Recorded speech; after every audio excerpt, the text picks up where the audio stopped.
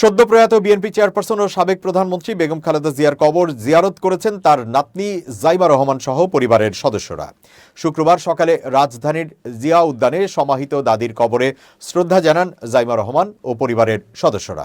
পরিবারের অন্য সদস্যদের সঙ্গে নিয়ে সকাল 10:30টার দিকে জাইমা রহমান জিয়া উদ্যানে পৌঁছান। তার সঙ্গে পরিবারের মোট 20 জন সদস্য ছিলেন। তারা সেখানে দীর্ঘ সময় মোনাজাতে শামিল হন। জিয়ারত শেষে সকাল 10:40 দিকে তারা সেখান থেকে ফিরে যান। কবর জিয়ারতের সময় তাদের স্থির ও শান্ত থাকতে দেখা গেছে।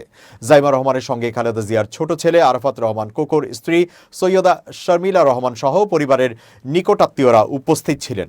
গত বছরের 31 ডিসেম্বর পূর্ণ রাষ্ট্রীয় মর্যাদায় সাবেক এই প্রধানমন্ত্রীকে তার স্বামী শহীদ প্রেসিডেন্ট জিয়াউর রহমানের কবরের পাশে শায়িত করা হয়।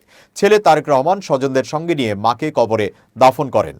দাফনের আগে সশস্ত্র বাহিনীর পক্ষ থেকে মরহুমার প্রতি রাষ্ট্রীয় সম্মাননা গার্ড অব অনার প্রদান করা হয়।